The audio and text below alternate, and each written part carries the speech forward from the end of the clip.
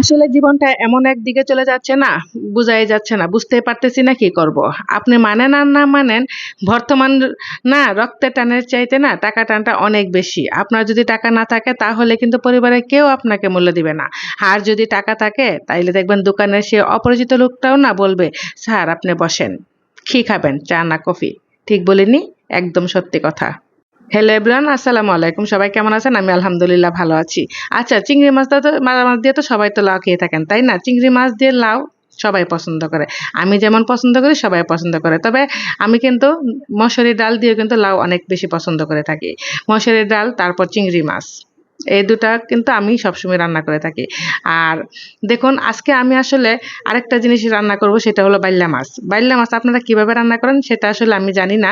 আমি কিন্তু লাউটা কিন্তু চিংড়ি মাছ দিয়ে অলরেডি বসিয়ে দিয়েছি। কিভাবে বসিয়ে দিয়েছি, সবাই যেভাবে রান্না করে ঠিক হয়তো তাদের মতো না, তবে আমি লাউয়ের মধ্যে মরিচটা একটু কম দিই। তারপর দেখুন এখানে বাইল্লা মাছ আমি কিভাবে রান্না করতেছি। বাইল্লা মাছটা আসলে আমি এখানে পেঁয়াজ দিয়েছি, পেঁয়াজটা অবশ্যই আরেকটু বেশি দেওয়া দরকার ছিল, কাঁচামরিচ দিয়ে দিয়েছি। তারপর মরিচ, হলুদ এবং ধনিয়া দিয়ে অল্প পরিমাণ পানি দিয়ে ভালোভাবে কষিয়ে নিয়েছি।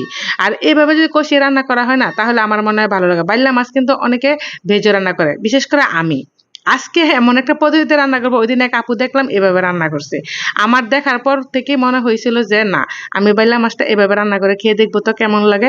প্রথমে ছোট মাছ এভাবে রান্না করে দেখেছিলাম, খুব একটা ভালো লাগেনি আমার কাছে। আসলে আমরা যেভাবে অভ্যস্ত, তাই না? তারপর দেখুন আমি কিন্তু এভাবে কাঁচা কাঁচা মাছটা কিন্তু মশলার মধ্যে ছেড়ে দিয়েছি। আমার মনে হয়েছিল মরিচটা একটু কম দিয়েছি, তারপর আমি আবার এর মধ্যে কিন্তু কাঁচা মরিচ একটু ভেঙে দিয়েছি। হ্যাঁ, আমার লাউটা দেখে হয়তো অনেকে ভালো লাগবে না, কারণ কালারটা দেখুন কেমন সাদা সাদা। আসলে লাউ, শসা, পেঁপে এগুলোতে কিন্তু মরিচটা কম দিতে হয়। জালি, কারণ আমি এমনিতে একটু কম দিয়ে থাকি। তারপর দেখুন বাইল্লা মাছটা।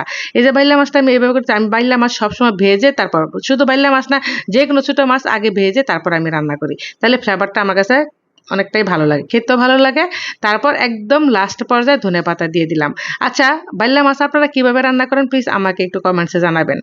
আর এভাবে রান্না করে খাওয়ার পর সত্যি আমি অবাক হয়ে গেছি। এত বেশি ভালো লেগেছিল, আমি ভাবতেই পারি না যে বাইল্লা মাছ এইভাবে রান্না করলে এত এত টেস্টি হবে। সাথে আমি একটা লেবু নিয়ে নিয়েছিলাম গরম ভাতের সাথে। এই যে মাছ বোনাটা অসাধারণ লেগেছিল। এভাবে একবার রান্না করে খাবেন। তারপর লাউ, লাউ কিন্তু অনেকেই কিন্তু একদম সিদ্ধ করতে করতে অনেকটাই সিদ্ধ করে ফেলা, আর আমি কিন্তু একটু আস্তে আস্তে রাখি, একটু মোটা মোটা করে কাটি। কারণ লাউ কেমন জানি আমার মনে হয় যে কামড়া খেতে আমার বেশি ভালো লাগে। লবণটা চাই নিয়েছিলাম, কিন্তু আমার দেখুন আমি মনে হয়েছিল লবণটা একটু কম হয়েছে, তারপর আবার আমি লবণ দিয়ে দিলাম। ধনেপাতা দিয়ে দিলাম। টমেটো ফ্রোজেন করা ছিল যার কারণে আমি টমেটোটা দেই না। আর এভাবে লাউ তারপর বাইল্লা মাছ রান্না করলাম। আপনাদের কাছে কোনটা ভালো লেগেছিল প্লিজ একটু কমেন্টসে জানাবেন। আল্লাহ হাফেজ।